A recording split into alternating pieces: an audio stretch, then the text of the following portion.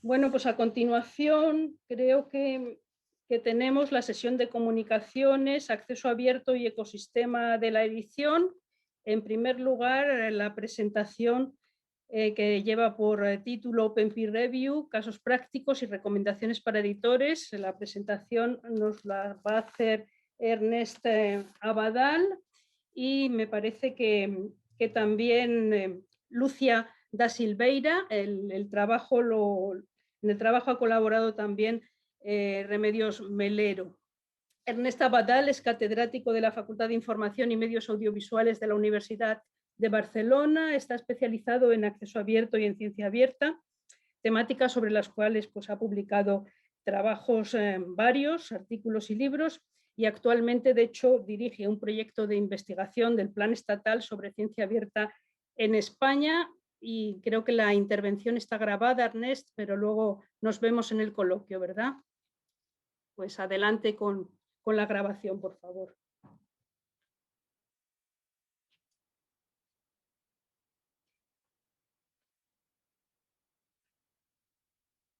Muy buenos días. Vamos a iniciar la presentación de nuestra comunicación sobre el Open Peer Review, la introducción del Open Peer Review en las revistas científicas. Esta presentación va a tener 4 partes. En primer lugar, vamos a presentar brevemente el concepto de Open Peer Review. Vamos a ver unos ejemplos y casos prácticos en revistas de la incorporación del Open Peer Review. Vamos a recopilar las opiniones de diversos editores sobre esta cuestión y finalmente vamos a hacer unas recomendaciones dirigidas a editores. Bien, la revisión abierta. La revisión abierta es un elemento importante de la ciencia abierta, como lo es el acceso abierto, los datos abiertos, y la revisión abierta lo que significa es la incorporación de la apertura y la transparencia en el proceso de revisión de los artículos científicos. Tiene diversos niveles. Un primer nivel de la revisión abierta sería incorporar los informes que elaboran los revisores, los Open Reports. Una segunda fase o nivel sería dar a conocer también las identidades de los autores, de los revisores, y el tercer nivel sería ya abrir a la comunidad el proceso de revisión para que cualquier otro autor pueda opinar sobre el contenido del artículo. Vamos a ver ahora algunos casos. Las primeras revistas fueron PeerJ, F1000 y Biomed Central. Aquí tenemos un ejemplo de la plataforma Transpose, donde es una integración de revistas que usan varios tipos de revisiones abiertas. El próximo caso, que es la F1000, que fue creada en 2012 y comprada por Taylor y Francis en 2020, y aquí está el proceso de publicación de los artículos. Entonces, primero el autor publica todos los datos, artículo y todo. Y después la comunidad tiene acceso a ese producto de la ciencia junto con los revisores. Ese es el ejemplo del artículo ya publicado, donde en la parte derecha están los informes y también quién ha hecho la revisión.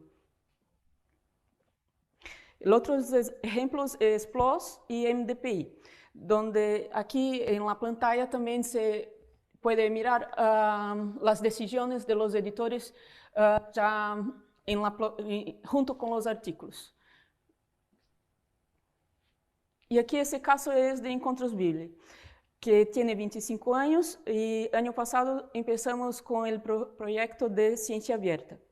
Implementamos la revisión abierta y desde entonces tenemos de los 47 artículos publicados en el año pasado, tenemos 29 artículos con sus informes abiertos, pero sin la identidad. Y este año un poco más de 57% con sus informes abiertos. La próxima pantalla es el ejemplo de cómo el artículo está en el sumario y sus pareceres, los informes están juntos con el artículo. Abajo está aquí es la opción que el parecerista tiene como elección elección del se publica o no su informe. Pero dentro del proceso de Encontros Bibli, la elección final será del editor. Aquí es un ejemplo de cómo el informe es publicado, con todas las opciones del revisor y el informe. Vale. Muy bien, y pasamos ya al siguiente bloque, que es la valoración de los editores. Aparte de esta descripción, nosotros también tuvimos entrevistas con editores de revistas científicas españoles y con el de brasileños con el objetivo de conocer su valoración respecto a las barreras, qué barreras, qué inconvenientes ven en la incorporación de la Open Peer Review y también los elementos favorecedores, qué aspectos positivos le ven a la incorporación del Open Peer Review. Bueno, los puntos a favor es, el primero, siempre la transparencia del proceso de evaluación, donde se permite auditar todo el proceso editorial, que antes no era explícito. Entonces, eso facilita también a ver los versionamientos del artículo. El próximo punto es el reconocimiento de los revisores, o sea, de la autoría y también la recompensa en el uso y publicación en la revista si tiene APC o no. Bueno, el próximo punto es facilita la formación de revisores jóvenes. O sea, cuando el informe está publicado, podremos accesar ese contenido y aprender con eso. El potencial aumento de la calidad de las evaluaciones. Cuando el informe está público, entonces creemos que el autor del informe será más preciso en analizar los datos del artículo. Además de estos puntos positivos, las barreras, sobre todo, ¿qué destacan? El principal inconveniente que destacan los editores es la posible pérdida de objetividad. Cuando se conocen las identidades mutuamente, tanto el revisor no es suficientemente objetivo, ni crítico, ni imparcial. Ese es el gran ese es el gran inconveniente y de este se derivan los posibles conflictos que puedan haber potenciales entre revisores y autores a raíz de una mala crítica, por ejemplo, ¿no? Otro elemento, el miedo al escrutinio público. Un revisor puede tener miedo a que alguien analice o tener recelos a que alguien analice la calidad de su informe cuando está publicado con su nombre de manera abierta. La consolidación del sistema de doble ciego entre los editores también es otro, entre las revistas, es otro inconveniente porque eso es una resistencia al cambio. El doble ciego pues, tiene mucha aceptación y cambiar eso genera problemas. Y en general también hay otra cuestión, a pesar de que antes pues, Lucia hacía referencia al reconocimiento que se da a los autores, también es cierto que la comunidad científica aprovecha o parece que aprovecha poco esos informes. Desde un punto de vista técnico, también hay barreras, porque trabajar de esa manera supone que va a costar más encontrar revisores. Ya en esos momentos cuesta trabajo encontrar revisores, va a costar más porque les pedimos un detalle, una perfección mayor a la que hacían cuando eran anónimos. El proceso de revisión probablemente también se va a extender en el tiempo y ciertamente el editor va a tener más trabajo. Antes Lucia comentaba el caso del editor de Encontros Bibli. Ciertamente hay que revisar esos informes, ver si alguna parte se publica o no, editarlo mínimamente, en fin, todo eso es un poco más de trabajo para el editor. Para terminar, ¿cuáles serían las recomendaciones que darían? Entonces, primero ofrecer distintas opciones a la comunidad. Y estudiar esas opciones, si la revista tiene condiciones de mantener esto a largo plazo. Pero bueno, primero intentarlo. Con informe abierto es una de las opciones que están más aceptas, sin la identidad abierta para el inicio. Después, ser consciente de los problemas de la apertura de identidad o los informes.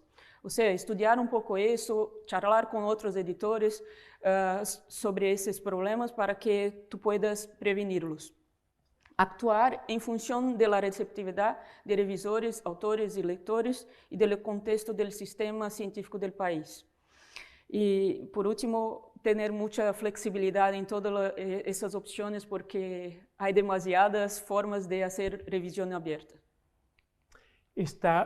Por otra parte, en cuanto a las recomendaciones, esta primera es una recomendación genérica de esa flexibilidad, pero desde un punto de vista técnico, el editor tiene que tener presente que incorporar este elemento en el fase de producción editorial es como hacer un proyecto nuevo, y en ese sentido tiene que evaluar los costes, hacer un piloto, analizar y evaluar el desempeño, ajustar lo que sea necesario, etcétera, porque incorporar este elemento es una función nueva en el proceso editorial.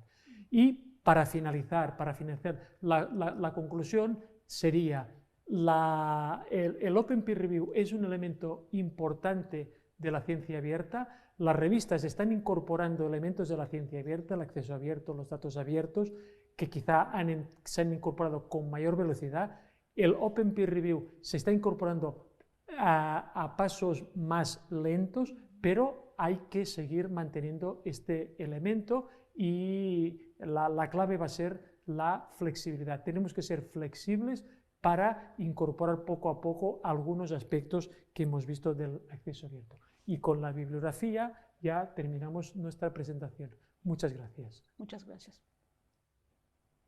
Muchas gracias, Lucia y Ernest. Si nos importa, procedemos con la siguiente comunicación y después ya abrimos el debate que se corresponde con esta sesión de comunicaciones. El siguiente trabajo lleva por título Autoedición y autopublicación en la ruta dorada de las universidades españolas. Está firmada por María Antonia Ovalle Perandones, de la Universidad Complutense de Madrid, en colaboración con María Eugenia Espinosa Calvo, Rocío Gómez Crisóstomo, Félix de Moya Negón y Elena Corera Álvarez. María Antonia Ovalle Perandones es profesora de la Universidad Complutense, del Departamento de Biblioteconomía y Documentación, es miembro del grupo de investigación Politecom de la Complutense, colabora con Estimago y es investigadora asociada también de un grupo de la Universidad de León, un grupo de enfermería que se llama Salvis. Sus líneas de investigación se centran en el análisis de redes sociales con datos de coautoría o de naturaleza cienciométrica. Bueno, creo que también está grabada la presentación, ya está con nosotros María Antonia, pero nos ponen la presentación primero.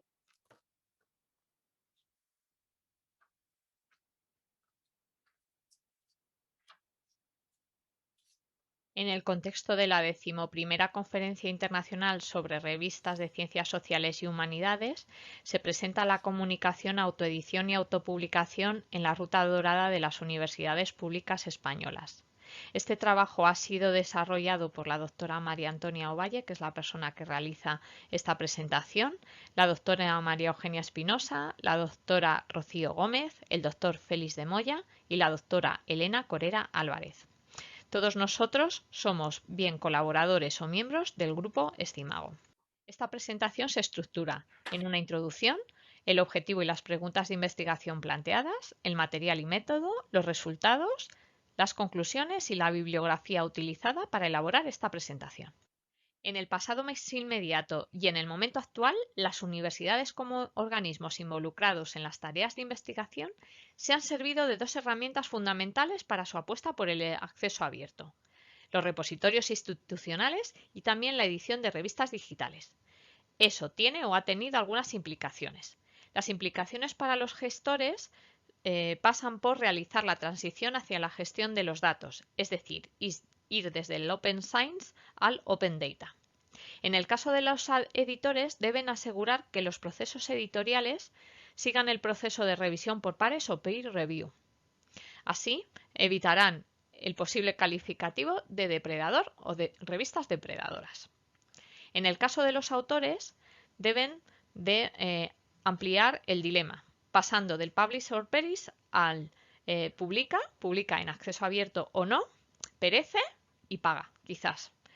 Además, eso tiene una implicación también para los autores más allá.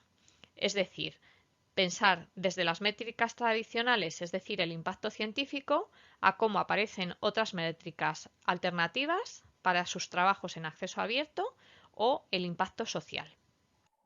Si actualmente, según DOAG, existen más de 12.000 títulos de revistas publicados en acceso abierto, el objetivo fundamental de esta investigación es comparar la publicación de trabajos en revistas en acceso abierto que son editadas por universidades públicas españolas respecto de los hábitos de publicación de los trabajos que esa misma comunidad universitaria realiza en revistas de acceso abierto que se están editando en sus mismas universidades. El objetivo se alcanzará respondiendo a dos preguntas de investigación. ¿En qué proporción están siendo utilizadas las revistas en acceso abierto como canales de publicación por la misma comunidad universitaria donde se editan? Y la segunda, si se están produciendo un efecto de autopublicación relacionado con las dinámicas de publicación semejante al identificado para autores con las autocitas y su necesaria separación. Como material se ha utilizado el Estimago Journal and Country Rank y el Estimago Institution Rankings. El periodo de análisis es el comprendido entre los años 2003 y 2009 y para algunos datos también el año 2020. Los principales indicadores son el total de documentos publicados en revistas académicas, el porcentaje de documentos publicados en revistas en acceso abierto o indexados en la base de datos Unpaywall, el número de revistas editadas por los servicios editoriales de una determinada institución, el porcentaje respecto del total de documentos publicados en revistas académicas cuando éstas a su vez son editadas por los servicios editoriales de esa misma institución y finalmente el número de documentos no publicados en revistas propias. Entrando en los resultados, considérese que actualmente en el mundo hay casi 33.000 publicaciones. De ellas, unos 7.000 títulos corresponden a publicaciones en acceso abierto. En el contexto español, esas cifras alcanzan los 653 títulos para publicaciones en España y en acceso abierto 451. En el caso de las revistas Open Access que son publicadas por universidades españolas son 283 títulos y en acceso abierto para exclusivamente universidades públicas un total de 261 títulos. Si dividimos el número de publicaciones científicas atendiendo a las regiones del mundo, vemos que Norteamérica y la Europa Oriental lideran el panorama científico, como bien es sabido. En el caso de Norteamérica y en el último quinquenio se produce un descenso que en el caso de Europa y para ese mismo quinquenio lo que muestra y se refleja es un pequeño ascenso. En el caso del gráfico que vemos en la parte derecha de la diapositiva, estamos viendo la evolución del crecimiento relativo de las publicaciones científicas en acceso abierto. De nuevo, el caso de Europa Oriental nos muestra que en el último quinquenio se ha producido una apuesta por este modelo de publicación. En el caso de Norteamérica es algo mucho más suave y también es importante en el caso de la Europa Occidental. Si se presta atención a la posición que las universidades españolas ocupan en el ranking de instituciones del mundo, se puede apreciar que según va pasando el tiempo, esa posición mejora respecto de la media de todas las instituciones del mundo y por encima de esa media se sitúan fundamentalmente universidades públicas frente a las universidades privadas españolas que suelen ocupar puestos por debajo de esa media del mundo. En las posiciones superiores, es decir, esos puntos verdes que vemos más próximos al valor 180 en el gráfico, corresponden, entre otras, a la Universidad Autónoma de Barcelona, a la Universidad de Barcelona y a la Universidad Complutense de Madrid. En este gráfico, y utilizando dos ejes, vamos a ver el comportamiento de la producción y la producción en acceso abierto de las universidades públicas españolas. Considerando que es muy importante que los ejes toman diferentes valores, podemos afirmar que en el caso, por ejemplo, de la Universidad Autónoma de Madrid, la producción en acceso abierto es relativamente superior a la presencia de su producción total. Para el caso de la Universidad de Barcelona, la producción en acceso abierto se comporta de una manera similar al total de su producción. Y el resto de universidades más o menos tienen un comportamiento relativamente similar, tanto su producción como su producción en acceso abierto. Analizando la producción de las universidades públicas por quinquenios, visualizando exclusivamente aquellas universidades públicas que tienen una producción superior a los 6.000 documentos, podemos afirmar que cuanto mayor son las universidades públicas, atendiendo a su valor de producción, mayor es la variabilidad en los diferentes quinquenios. De tal manera que la primera que se ve en el eje, en la parte izquierda, la Universidad de Barcelona, tiene una tasa de variación del 96,37% en estos quinquenios. Y la Universidad de La Laguna, una tasa de variación del 122,46%. En esta gráfica utilizamos el color rojo para identificar el porcentaje de la producción en fuentes Open Access y en color gris el porcentaje de la publicación en fuentes no Open Access. Así quedan agrupadas todas las universidades públicas en dos grandes grupos. Tomando como ejemplo la Universidad de Alicante, vemos que tiene más producción en fuentes en acceso abierto. Ese grupo es menos numeroso y el más numeroso es el que aparece en la derecha. Tomando como ejemplo la Universidad de Alcalá, vemos que el porcentaje superior ocurre en producción publicada en fuentes no Open Access. ¿Qué ocurre cuando las universidades públicas son editoras de revistas en acceso abierto? En esta tabla podemos visualizar aquellas que publican 3 o más revistas en acceso abierto.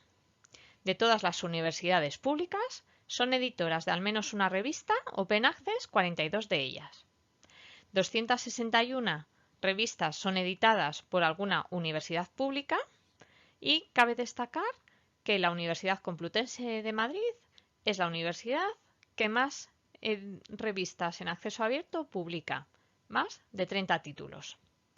Se identifican como editoras de Open Access las universidades publicadas en aquellas comunidades autónomas donde también estas comunidades predominan como más productivas en términos científicos, entre otras Madrid, Cataluña o Andalucía. En este gráfico vamos a analizar las dinámicas de autoedición y autopublicación y mostrar los resultados para las universidades públicas españolas. En el cuadrante superior derecho tenemos la Universidad Complutense de Madrid. En ella el porcentaje de autopublicación es alto, así como el número de títulos autoeditados. En el cuadrante superior izquierdo, donde se posiciona, por ejemplo, la UNED, el número de títulos autoeditados se mantiene en valores próximos a otras universidades, mientras que el porcentaje de autopublicaciones también es alto. En el caso de la Universidad de Valencia, el número de títulos autoeditados es alto, mientras que el porcentaje de autopublicaciones desciende. Y todo el núcleo que encontramos en el cuadrante inferior izquierdo y agolpadas, pues como ejemplo la Universidad de Cantabria, el número de autoediciones es más reducido, así como el número de porcentual de autopublicaciones. Para concluir, y en este momento, podemos afirmar que las universidades públicas mantienen un equilibrio entre la publicación en fuentes en acceso abierto frente a las que no son Open Access. Además, las universidades públicas tienen un hábito moderado de autopublicación en títulos que son autoeditados. Y nuestra aportación fundamental es que utilizando indicadores de acceso abierto hasta ahora poco habituales, eso permite definir con más precisión algunos de los hábitos de publicación de estas universidades. Esta ha sido la bibliografía que hemos utilizado para elaborar la presentación y concluimos la presentación de esta comunicación. Gracias. Muchas gracias a ti, María Antonia. Es una pena que no hayas podido quedarte aquí en León toda la semana y que nos hubiéramos visto y compartido unos días. Bueno, el próximo año quizás sea posible. No quiero alargarme porque realmente nos quedan poquísimos minutos, 4 minutos para el debate. Ernest, no sé si has leído las preguntas del chat y quieres contestar un poco muy globalmente, rápido, como te parece. Muy rápido. Y Isidro pregunta sobre la utilidad de los informes de revisión. Yo creo que hay informes que tienen un alto valor científico, todos hemos tenido esta experiencia. Yo creo que esos informes, la autoridad puede contextualizar las aportaciones de un artículo, permiten hacer este ejercicio de transparencia y auditoría de las revistas. Yo he leído pues, críticas que se hacen a grupos editoriales, que si MDPI, Frontiers, de poca calidad. Bueno, se podría contrastar objetivamente estas revisiones con críticas que se hacen a estos grupos. Eso es una auditoría. Y la formación de nuevos revisores. Los metadatos que pregunta Isidro, yo esto aún no lo veo a corto plazo, pero no sería descartable. Guillermo Banzato pregunta pues, si hay algunos estudios comparativos. Yo no los conozco, pero sería muy interesante. Sí que he leído en el pasado algunos estudios comparativos que analizan revisiones, en aquel momento era de doble ciego con simple ciego, pero se podrían hacer y ver si cuál es el grado de buscar diversos indicadores y el grado de calidad de estas revisiones, si es superior o no al del doble ciego o son iguales. Y finalmente, si entiendo la pregunta de Beatriz Pérez respecto a la importancia que tiene dar respuesta a los artículos no publicados, yo estoy de acuerdo. Los artículos que no se publican, y esto lo ha comentado Ignacio antes, pues como una de las tareas del editor, hay que informar a los autores de los motivos de rechazo, esto está bien, pero yo creo que esto no es incompatible con que se publiquen los informes. Una revista tiene los informes de los artículos que rechaza y de los que publica. Y digamos, el Open Peer Review, bueno, pues lo que te pide es, con flexibilidad, pero dar visibilidad a estos informes. Muchas gracias, Ernest. Bueno, yo te quería decir, María Antonia, que ese hábito moderado que señalas de autopublicación en títulos autoeditados, entiendo que es un resultado bueno, positivo, ¿no? Mejor que sea moderado, ¿o no? Sí, realmente se Había debe un nivel de alto de entender. endogamia, entiendo, ¿no? Eso es, se debe de entender, lo que pasa que a veces sin hacer la exploración, pues uno puede percibir como hipótesis que quizá haya un mal hábito, se esté ahí haciendo, pero hasta que uno no hace todo el proceso, ¿no?, de estudio y de análisis, pero sí, finalmente el dato, evidentemente creemos que se mueve entre unos valores, digamos, que aceptables, y parece que las universidades públicas que editan no están haciendo un mal uso o un uso desmedido respecto de sus dinámicas de autopublicarse, eso es. Muy bien, pues sí. Ernest, no sé si tienes ahí otra pregunta, me parece. Es un José comentario Enrique de José Enrique, sí, que aprovecho para saludarlo. Sí, estoy de acuerdo con él que hay realmente informes de revisión que son fantásticos, muy potentes, y que, bueno, que en algunos casos puede ser que incluso alguna revista haya considerado publicarlo o darle alguna difusión. Muy bien, pues damos por finalizada esta sesión.